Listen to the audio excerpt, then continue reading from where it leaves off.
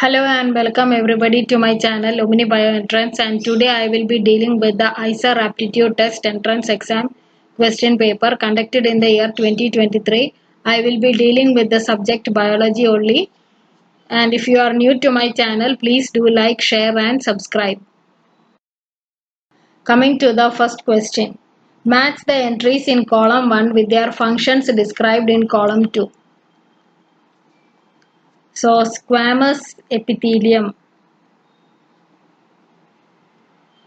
Squamous epithelium it serves as a diffusion barrier. P4. Cuboidal epithelium, the nucleus is at the center of the cell, also helps in secretion and absorption. Q3. Columnar epithelium is the nucleus is at the basal side of the cell, also help in secretion and absorption. Ciliated epithelium, the nuclei is at the basal side of the cell, also helps in movement of particles and mucus. So P4, Q3, R2 and S1. So the correct answer is option A. The next question. Which one of the following best describes peptones? So what are peptones? So peptones are partially digested proteins. So answer is option A. Then match the biomolecules given in column 1 with their corresponding chemical nature in column 2. Insulin. Insulin, it is a heteropolymer. Insulin is a heteropolymer. It has got A and B chains. Then inulin. Inulin is a homopolymer of fructose. Inulin is a homopolymer of fructose. So answer is Q2. Then lectin. Lectin is a secondary metabolite and lecithin is quaternary ammonium derivative S3. So the answer is option A, P4, Q2, R1, S3. Then next one. A mitotic drug inhibits microtubule formation. Which one of the following stages of karyokinesis will be first affected by the drug? So it is the metaphase state that will be first affected by the drug because microtubule formation starts at the metaphase. So answer is option A. Then next one. Which one of the following statements regarding seed structure is incorrect? In monocot seed, the membranous seed coat that is fused with the fruit wall is called the alluron layer. That statement itself is incorrect because alluron layer is the outermost layer of the endosperm and it is involved in nourishing the embryo in the seed. So answer is option A, whereas the other option, that is B, C and D, are correct. Then next one. Which one of the following anatomical features of wood can be used to estimate the age of a tree growing in temperate climate? So during seasonal variation, two types of secondary xylems are formed in the trees growing in temperate region. One is the spring or the early wood and the other is autumn wood or late wood. These two kind of woods together they form a ring of wood called as the annual rings. These annual rings will indicate or will help in indicating the age of the trees. So, which of the following anatomical features can be used to estimate age of trees growing in temperate climate is spring wood and autumn wood or late wood? Spring wood is early wood. Then next one. Which one of the following statement is correct about biological nitrogen fixation in plants? The catalytic redox center of nitrogenase contain molybdenum and iron as cofactors. That is correct. Atmospheric nitrogen is fixed by nitrogenase by converting nitrogen to NO3-. It is not NO3-, it is ammonia or NH3.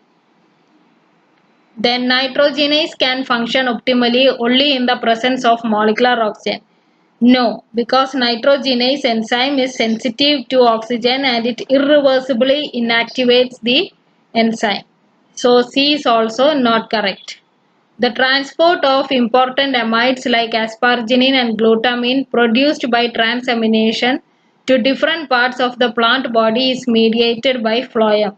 It is not by phloem, it is by xylem vessels. So D is also incorrect. So the incorrect answer is option A. Then next one. Which of the following is an example of genetic diversity? So variability, genetic variability present within the species is known as genetic diversity. Variation in the potency and concentration of reserpine produced by Rauwolfia vomitoria. That is a variability. That is, there is difference in the potency and concentration of reserpine within the same species, that is within Rauwolfia vomitoria. So that is an example of genetic diversity. Next one, if you see, higher diversity of amphibians in the Western Ghats than in the Eastern Ghats. That is species diversity. It is not genetic diversity. Greater variation of ecosystem found in India than in Scandinavia. That is also an example of species diversity. The greater diversity of plant species found in India compared to Central Asia. That is also genetic diversity. That is also species diversity, not genetic diversity. So the correct answer is option A. Then next one. When the ribosome encounters a stop codon in the mRNA during translation, which of the following binds to the stop codon? So the answer, release factor. That is correct. Rho factor, it is involved in transcription termination. Then termination factor, it is also involved in transcription termination. Sigma factor is involved in initiation of transcription in bacteria. So here they have asked during translation. So it is release factors. So the answer is option A. Then next one. Match the terms in column 1 with their corresponding physiological roles given in column 2. So Sertoli cell, they provide nutrition to developing spermatozoa. P4, follicle stimulating hormone, it triggers ovulation. Placenta, secretion of chorionic gonadotropin. Urethra carries urine away from the bladder. Answer is option A. P4, Q5, R1 and S2. Then next one. For which of the following diseases does the causative agent require the splicing of their hnRNA to generate mature mRNA? hnRNA is immature RNA and it has got introns in it. Once you splice the hnRNA and you remove the introns, you get mature mRNA. So here they have asked for the causative agent require the splicing of their hnRNA to generate mature mRNA. So the answer is malaria, because splicing happens only in eukaryotes and not in prokaryotes. B, C, D, they are caused by bacteria and bacteria is a prokaryote. Whereas malaria is a protozoan, it is caused by plasmodium. So plasmodium is a protozoan and it is a protist, so it is a eukaryote. So splicing happens only in eukaryotes. So answer is option A. Next question. The diagram represents an enzyme, its substrate and potential inhibitors. PQRST. So as per the diagram, PQRST are the potential inhibitors. Whereas this is the enzyme, it has got an active site, allosteric site, and this is the substrate which is triangle in shape. So a competitive inhibitor, it is competes with the substrate for the binding to an active site. So active site, as you can see from the figure, it holds the substrate which is triangle in shape. So a competitive inhibitor should also be triangular in shape, but the shape of the inhibitor will be different from that of the original substrate. So if you see P and S inhibitors, you can see that they have got a triangular shape, but the overall shape of this particular inhibitors are different from the real substrate. So if you add these along with these inhibitors along with this particular substrate, they will compete for the active site for binding to the active site. So P and S, they are the inhibitors for this particular enzyme. So answer here is option A, P and S. Then next one. In an island with 10,000 individuals, 4 have sickle cell anemia, a recessive autosomal disease. Assuming that the locus is in Hardy-Weinberg equilibrium, how many individuals in that island are expected to be heterozygous for the diseased allele? So I have done the explanation in the next slide. So there are 10,000 individuals, 4 are sickle cell anemic. So Q square is 4. So frequency of small a will be 4 by 10,000. So 4 into 10 raised to minus 4, that will be Q square, or Q is equal to 2 into 10 raised to minus 2, or 0.02. So frequency of capital A, if A is the sickle, capital A is dominant and small a is recessive. So frequency of the dominant allele or capital A is given by P, and P is equal to 1 minus Q because P plus Q is equal to 1. So 1 minus 0.02, that will be 0.98. Now they have asked for the frequency of the heterozygotes. So that will be 2 PQ is the heterozygotes frequency. So substitute the values. 2 into 0.98 into 0.02, you will get as 392 into 10 raised to minus 4. But there are totally 10,000 individuals. So number of individuals will be 392 into 10 raised to minus 4 into 10 raised to 4, that is 392 individuals. So the answer here is option A. Then next one. A 1000 base pair DNA fragment was cloned between Hind3 and EcoR1 site of the plasmid vector PIAT of size 3500 base pair. The cloned fragment had a NOT1 site as shown in the figure. In order to confirm the presence of the insert, the recombinant plasmid was digested completely with NOT1 and EcoR1 and NOT1 and Hind3. In lane 1, the products of the digestion of NOT1 EcoR1 was loaded. In lane 2, the products of the digestion of NOT1 and Hind3 was loaded. Which of the following correctly represent the agarose gel electrophoresis profile of the digested recombinant plasmid for A and B respectively? Now, what they have told is you have got a 1000 base pair DNA fragment. So this is your 1000 base pair DNA fragment, this one, which was cloned between Hind3 and EcoR1 site. This is Hind3 EcoR1 site of the plasmid, and there you have cloned a 1000 base pair fragment, and the plasmid size is 3500 base pair or 3.5 kb. The cloned fragment had a NOT1 site as shown in the figure.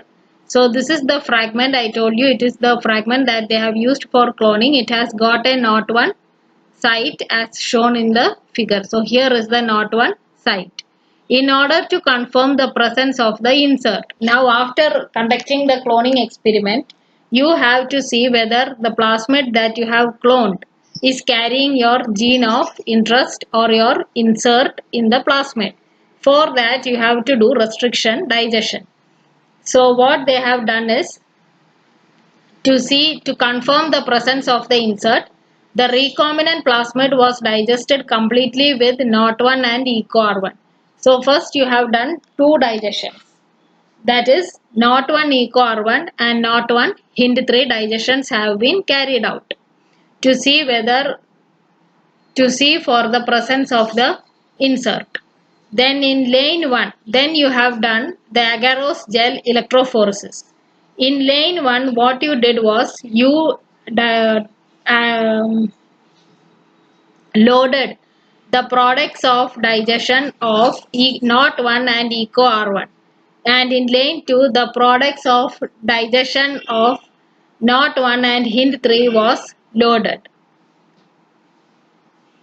And the gel electrophoresis profile they have given in the options. From there you have to choose which one is the correct profile or the correct agarose gel electrophoresis profile of the digested recombinant plasmid.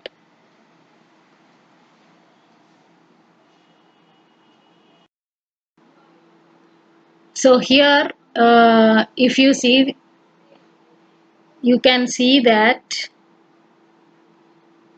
I have done two digestions, that is not one eco R1 and not one Hind 3 digestion have been carried out to see for recombinants. So here if you see, this is not one eco R1 will get digested. Here eco R1 not one, this will get digested. Then not one it will get digested, and not one and this not one also will get digested. So first not one and eco R1. So not one eco R1 500 base pair will get digested. Then eco R1 not one 400 base pair will get digested. Then this not one and this not one. So here you should know the size of this fragment. So that will be 1000 minus 400 base pair, that is 600 base pair. So this fragment and this fragment, they both combine together to give this particular digested product. So it will be 600 minus 1000 plus 1100 base pairs, that will be 1700 base pair. So the size of this fragment will be 700 base pairs.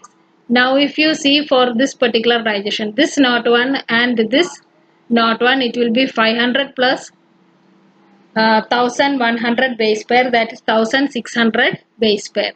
And this fragment will be 3500 base pair minus 1600 base pair, that will be 1900 base pairs.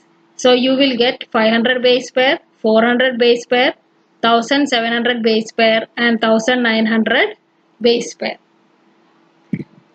3500 is the size of the whole plasmid. Now we will see not one and Hind 3 digestion. So here if you make a cut, first I will tell you which all fragments will be cut. So not one will get cut, not one Hind 3 will get cut, this Hind 3 and this not one will get cut, this not one will get cut, and this not one and this not one. So first will be 500 plus 1100, that will be 1600 base pairs, this fragment. Then 3500 base pair minus 1600 base pair will be 1900 base pairs, that is the after cutting not one and this not one and this not one. Then 500 plus 400, that is this not one and this not one, you will get 900 base pairs. Then not one Hind 3 will be 1000 base pair minus 400 base pair, that is 600 base pair, that is the size of this particular fragment. Then Hind 3 not one will be 1100 base pairs. Now we will see the various gel profiles. So first lane, that is not one eco R1 cut, you will get a 500 base pair band, you get a 400 base pair band, then you will get 1700 and 1900 base pair band. And lane 2 you will get again a 1900 band, then 1100 then 900 and 600.